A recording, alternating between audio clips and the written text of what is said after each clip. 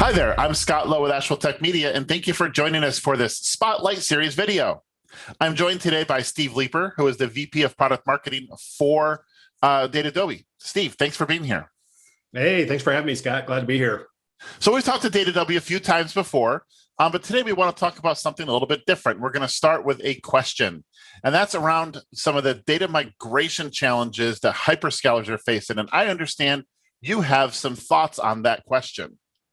Absolutely. Yeah. So, I mean, it's been interesting. I mean, over the course of the last year, with the pandemic, or year and a half or so with the pandemic, one thing that's changed in our business is customers have really accelerated their move to the cloud. We've gotten a lot of questions about how we can help them move to the cloud.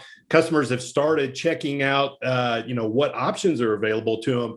And the reason they end up calling us is because the challenges that they run into with the actual cloud providers themselves is there's a lot of assistance available for sizing virtual machines, creating the networks that they need to support the workloads, even sizing the storage that they're going to use in the cloud, and especially on the unstructured data side between the file services and the object services. And that's the area that we Datadobi play in.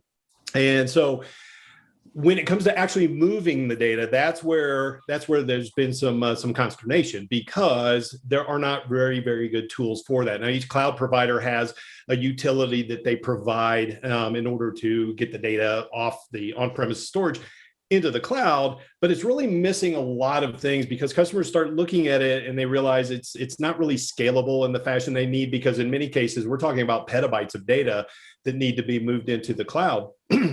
And even though they did a quick POC to check things out, when it comes time to moving the massive amount of data that they need to move, that's where they have trouble. They can't maintain the copy speeds that they need.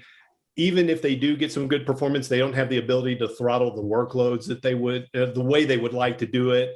One thing that Datadobi has made a name for itself, having our founders and our company in general, having worked at other storage companies and built storage products, we have a maniacal focus on data integrity. So when you're talking about a migration, it's one thing to copy the data, but you really want to verify it. You want to make sure that it's made the journey, 100% accurately.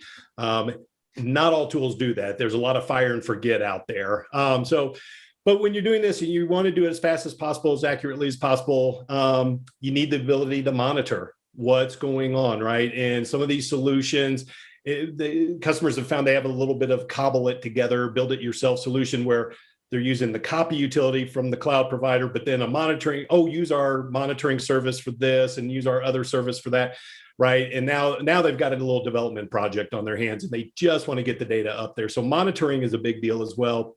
And in hand with that, the monitoring is when you're monitoring, you normally find some kind of error or something, right? And hopefully the software is tracking errors. And we have dedicated workflows for handling those errors and remediating any kind of issues in the migration.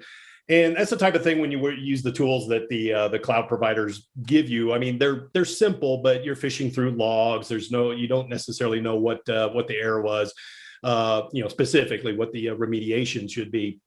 So we make that a lot easier, right? And then the extension of that is a support. So our ability to provide support to our customers when they do run into these errors and they don't necessarily know how to interpret them, or they need some help in creating a remediation plan.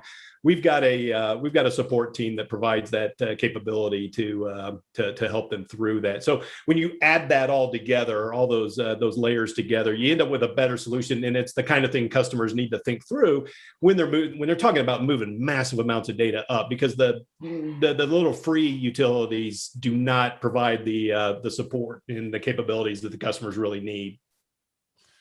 When you're thinking about, or when you're talking to customers that are adopting cloud faster than really we expected because of the issues we faced as a society over the last couple of years, are they basically saying we're done with local data centers, we're going to go everything to the cloud because of all this, or are they saying we're moving mission critical stuff into the cloud and we need your help with the data migration? Like, what's moving? Well, a little bit of everything. I mean, and one thing that I've been particularly interested in seeing is some of the barriers coming down for healthcare. So healthcare has definitely had, with HIPAA, at least here in the U.S., there have been a number of constraints on what kind of data you could realistically put out into the cloud, and some of those barriers are starting to come down. With cloud providers agreeing to data sovereignty rules that previously they were a little looser with.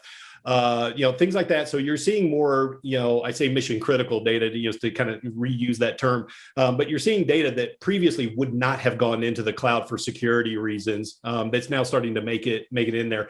The other thing that we're starting to see a little bit more of is requests rolling in for, can you take my file data and copy that to the cloud, but convert it into object? Because we have collection devices that are, or edge devices that are collecting data. We want to move those to the cloud where we've got some applications that are going to analyze what was file content, right? But we need an ability to, to pipeline that data into the cloud for that kind of analysis to occur. So that's starting to happen a lot. We thought we were going to see that a couple of years ago, but wasn't very much. Starting to see that increase quite a bit more now. Yeah, we're having a lot of conversations like that around basically edge-based devices, IoT and all that good stuff, right?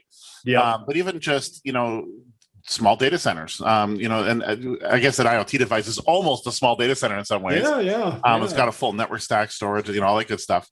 But it's there's this idea that we want to get data out of the edge into the cloud so we can start using analytics against it as quickly as possible to start getting insights and get value from that data.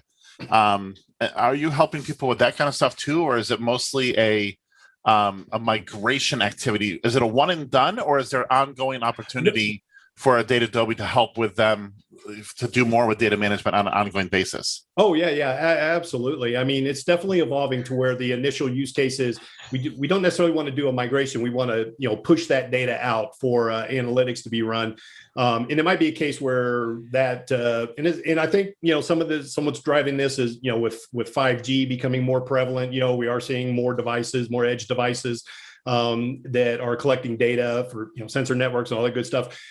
That data needs to be pushed out to the cloud. And some of the use cases have been copy this data to the cloud, run some analytics on it. But the original, detailed data, well, we're done with it at that point. So that part can get thrown away, but we're going to keep the results, right?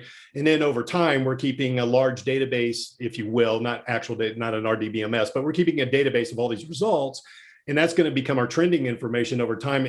But now we do need some ability to do some data management on that, manage the life cycle of it, possibly some additional movement of it as it needs to go to different portions of the organization. So yeah, it's definitely a multifaceted use case there where there's the initial movement of data. Then there's that, well, how do I manage it afterwards, right? Because I know I can set lifecycle management policies in my buckets and move data up and down in tiers. So that takes care of my tiering.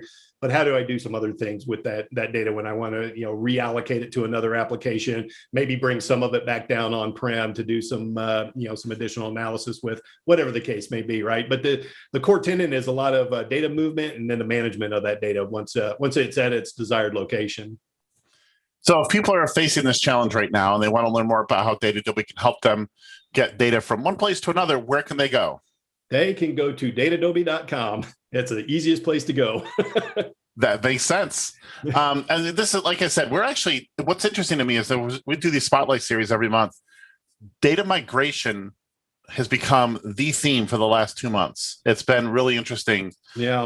And it makes sense when you put it in the context of the pandemic and organizations scrambling to the cloud in ways that they didn't even envision a year ago. Yeah.